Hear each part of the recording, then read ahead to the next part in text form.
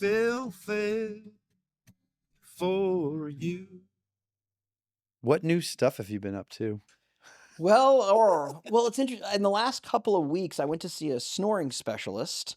And what happened was I've been snoring since I was literally a teenager. When I was in college, my freshman year, a guy that I lived with basically tried desperately to get a new roommate because I snored, which I hated.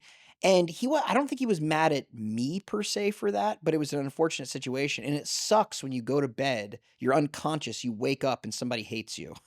You know Yeah. what I'm saying? And also, so your sleep is making folks feel a lot of frustration. Yes, which I don't want anyone to feel. And it seems like, isn't snoring like your sleep's way of killing you? It's like Kind of. trying to kill you a little bit. It's killing like you through lack of choking oxygen. you. Yeah, it's like I have sleep apnea, and what that means is literally, and my partner and past partners I've had have told me this, in the middle of the night, I wake up and go, like, you know what I'm saying? gasping for air. Gasping for air. Like, it's really, and so it is something, and I have a CPAP machine now, and it works to fix that, but it's really uncomfortable. So I've been seeing this sinus specialist, and the guy is absolutely amazing. He immediately looked at an x-ray of my sinuses and he was like, "Oh, when you sleep, by the way, do you find that you have like post-nasal drip?" And I was like, "Yeah." And he's like, "Oh, that's because of this. Hasn't been happening all my life." He's like, "Do you do this?" And I'm like, "Yes." "Oh, it's because of this." And he just solved like 5 of my life problems in one go. It was insane. The only problem has been, and this is not him, it's more me, is that there are a couple ways that you can fix what's going on. One is actually through a surgery that's very, very quick, which I might end up doing. Get a nose job. It's basically like that. It's like an inner nose job a little bit. The other thing is it's a series of medications that kind of clears up your sinuses, but that's really been screwing with me. The first one I took was a 6-day steroid pack, which, not muscle steroid, but it makes you like, and it literally like induced anxiety in me. Like to the point where I didn't want to leave my house. And I'm not that type of anxious. I'm not socially anxious. I don't get like It turns you into agoraphobic. It basically did, and it also made me like a bundle of nerves, which is something I don't have. I don't have a problem with like public speaking. I don't have a problem with any of that. And it gave me that for a couple of days, which really, really was an interesting test in empathy because it made me realize the hell that some people must go through if they actually have like bundle of nerves anxiety. Like, New stuff equals kind of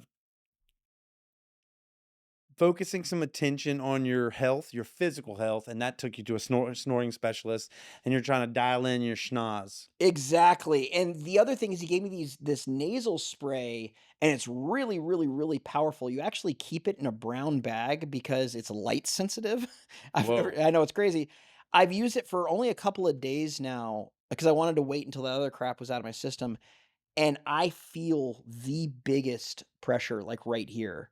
And I don't know if that's something that I get used to after a couple days, but I don't want to wait to find out. It's giving me just like a headache. Oh my God. So that's the downside to everything. The upside is, I'm working very well with my unbelievable producer on kind of slowly making headway again with my film. We're really doing well, which is the most important thing. Um,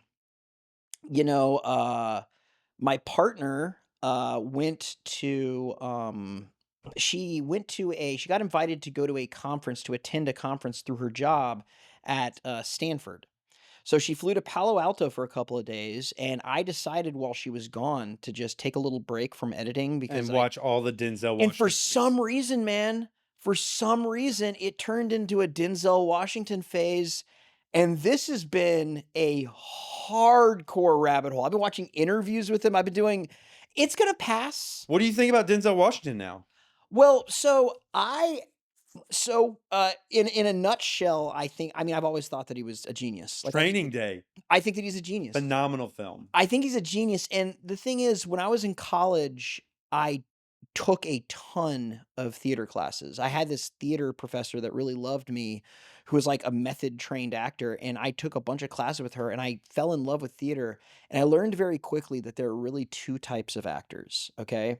There are actors that I really think it's vanity and they like being, which is fine. Yeah. There are lots of people that do that, and and it's a very common thing now. For Common is an example of this, where it's an musician who becomes an actor and dips their toes in that water. They're just an entertainer, and then you have the Meryl Streeps, the Daniel Day Lewises, the Denzel Washingtons, the Jeffrey Wrights, the people that are actually like theater trained craftsmen and craftswomen. They're thespians. They're thespians. Those are the people. They are no different than a classically trained painter or ballet dancer. You know what I'm saying? They treat it with that same level of craft and specialty that just blows you away. And so for me, it's watching Denzel Washington act or Meryl Streep act. It's no different than watching like Philip Glass compose or something. You know what I'm saying? It's Mhm. a master at their craft. And when you really see that, I think with Denzel Washington, you just see him, and also he owns, I believe, the entirety of all of August Wilson's plays, and he's slowly turning them into very well-produced movies. He did Fences, Ma Rainey's Black Bottom. His daughter is directing The Piano Lesson. So I just have so much respect for that because a couple times in my life, I've been around actual actors that they live and breathe that trade where their body is their paintbrush, their body is their instrument, and they're able to just transform. And they're also able to tap into some sort of um, you know, public consciousness and public sense of empathy where anyone can watch them and somehow they can tap into our humanity and like we relate to this person we've never met before, Yeah, I who might love even that. be fictional, you know? Yeah. Like,